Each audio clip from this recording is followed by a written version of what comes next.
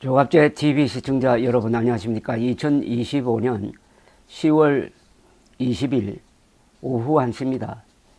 안보 대북 문제 또는 외교 문제가 있을 때 하나의 표준이 되는, 하나의 기준이 되는 시각을 제공하시는 분이 계십니다.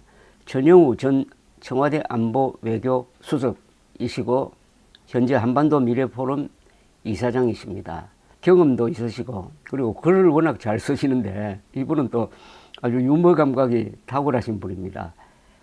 정동영 장관의 두 국가론 옹호를 우려한다. 오늘 조선일보 칼럼 제목입니다. 대북 정책을 뒤흔들고 통일부 존재의 이유를 부정하며 독일 통일에 대한 무지가 충격적이다. 하나의 코리아 포기는 영국권 상실이자 동족 배반, 역사의 죄를 짓는 일이다.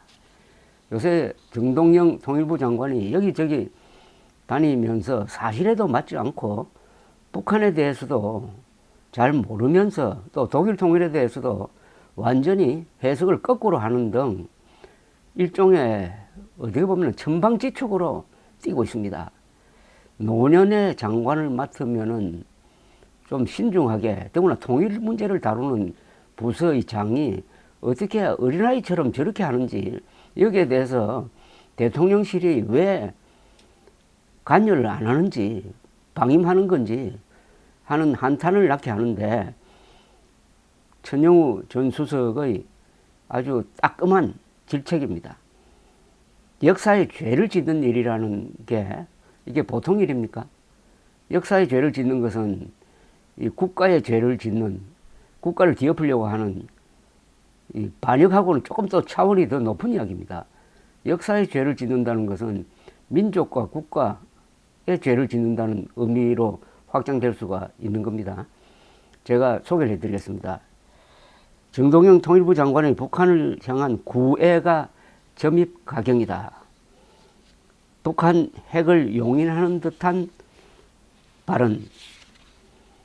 전방지역에서의 군사훈련 중단 주장 등 돌출 은행이 이어져 왔다. 하지만 가장 심각한 문제는 김정은의 두 국가론을 옹호하는 정 장관의 과도한 열의와 아집에 있다. 사실까지 왜곡해 가면서 두 국가론이 마치 한반도 평화와 통일의 요술 방망이라도 되는 것처럼 혹세무민한다.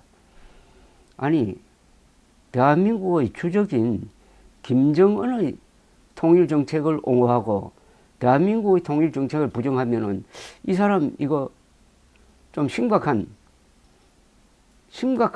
대한민국에 대한 또 현존하는 명백한 위협 아닐까요? 정 장관은 지난 9월 18일 국제 한반도 포럼 개회사에서 북한의 적대적 두 국가론을 평화적 두 국가론으로 전환하는 것이 대북 정책의 핵심이라고 주장했다. 이에 위성락 안보실장이 우리 정부 차원에서 두 국가론은 인정하지 않는다고 명확히 정리를 했는데도 지난 14일 국정감사에서 다시 평화적 두 국가론을 고집했다. 심지어 지금 두 국가로 못 가고 있기 때문에 통일로 못 가는 것이라는 해괴한 궤변을 늘어놓았다. 마치 별거하는 부부가 이혼을 못하기 때문에 재결합을 못한다는 논리다. 논리 모순이란 거죠. 통일부 장관이 외교안보팀 내 조율도 없이 대북 정책의 패러다임을 바꾸고 통일부 존재 이유를 부정하는 위헌적 주장을 공개적으로 하는 것은 경솔한 처실이다. 여기에 브레이크를 걸지 않는 이재명 대통령 또는 민주당도 희한하다는 이야기가 되겠습니다. 2023년 12월 김정은이 내세운 적대적 두 국가론의 본질은 한국을 상종 못할 외국어로 만들어 교류 협력과 통일 대상으로서 한국을 북한 주민들의 뇌리에서 지우는 것이다. 자유롭고 부강한 대한민국의 존재 자체를 김정은 체제에 대한 실존적 위협으로 여기고 한국 문화의 유입을 막는 데 정권의 운명을 거는 북한의 남북관계는 원천적으로 적대적이어야 한다. 두 국가론의 생명력이 적대성에서 나오기 때문이다. 따라서 평화적이든 적대적이든 두 국가론은 결과적으로 통일하지 말자는 북한의 노선에 힘을 실어줄 뿐이다. 정 장관은 1991년 9월 남북한의 UN 동시가입 이후 남북은 국제법적으로 두 개의 국가라고 주장한다. 그러나 국제적으로 두 국가로 인정되는 것과 남북이 서로 국가로 인정하는 것은 전혀 다른 문제다. 유엔 동시가입 3개월 후 남북 종립회담에서 서명된 남북 기본 합의서문은 그 전문에서 남북 관계를 나라와 나라 사이가 아닌 통일을 지향하는 과정에서 잠정적으로 형성된 특수 관계로 규정했다. 이는 세계 모든 나라가 남북을 별도의 주권 국가로 인정하더라도 남북 상호 간에는 주권 국가로 인정하지 말자는 합의였다. 유엔 가입이 초래한 국제적 현실과 남북이 공히 견지해온 하나의 코리아 원칙 간 괴리를 해소하고 통일 가능성을 열어둔 것이다. 정 장관은 특수관계 속 두 국가론을 주장하기도 했는데 말장난에 불과하다. 남북이 서로의 실체를 인정하고 평화공존에 합의하면서도 국가로 인정할 수 없기 때문에 특수관계에 합의한 것인데 어떻게 특수관계와 두 국가론이 양립할 수 있나. 이 정동영 장관은 역사에 대한 이해가 아주 얕은 것 같아요. 왜 남과 북이 서로 국가로 인정할 수 없느냐 하면은 한민족의 역사는 일민족 일국가의 원칙을 견지해온 것입니다. 7세기에 신라가 삼국 통일한 이후에 지금까지 1300년 동안 한반도에는 정통성이 있는 통일국가는 하나여야 한다는 게 역사의 명령입니다. 후삼국 시대 수십 년 동안 갈라져 있었습니다. 그리고 현재 한 80년 동안 갈라져 있습니다. 그러나 이것은 긴 민족사의 흐름에서 일시적인 겁니다. 반드시 한반도에는 하나의 정통국가가 있어야 됩니다. 그러니까 대한민국은 죽었다 깨어나도 북한의 현존 정권을 국가로 인정할 수 없는 겁니다. 국가로 인정하는 순간 민족사의 대명제를 거부하는 것이기 때문입니다. 독일 민족이 한때 수십 개의 나라를 가졌던 적도 있습니다. 그러나 한민족은 하나의 국가만 가져야 된다는 이 민족사적 정통성에 대해서 정동영 장관은 전혀 이해가 없습니다.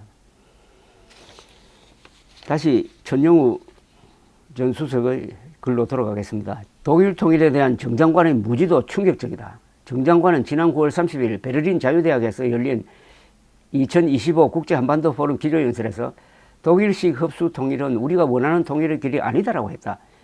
1972년 동서독 기본조약 체결 이후 서독이 동독을 주권국가로 인정한 것처럼 사실을 왜곡하는 발언도 했다. 동독은 두 국가론을 줄기차게 주장해 왔음에도 서독이 끝까지 이를 거부한 사실을 통일부 장관이 모르고 있었단 말인가. 그러니까 서독이 동독을 국가로 인정한 적이 없다는 겁니다. 이건 한국과 사정이 비슷한 겁니다. 그런데도 마치 서로가 국가 대 국가로서 관계를 맺었던 것처럼 거짓말을 하고 있다는 겁니다. 무식한 거짓말이죠. 독일 통일이 흡수 통일이라는 주장도 정확하지 않다. 독일 통일은 1990년 3월 자유총선을 통해 수립된 동독의 민주정부가 서독정부와 4차례 협상하여 통일조약을 체결하고 1990년 9월 동서독 의회의 비준을 거쳐 이루어졌다. 동서독 정부가 1년의 통합조약을 협상하는 과정에서 서독이 동독의 흡수통일을 강요한 바가 없다. 다만 통일 방법으로서 신통일헌법을 제정하는 대신에 동독의 각 주가 서독헌법 23조에 따라 독일 연방에 가입해 연방헌법이 동독 지역에도 적용되도록 했는데 이것 또한 신속한 통일을 위한 동독 정부의 자발적 선택이었다. 강제로 흡수한 적이 없다는 겁니다.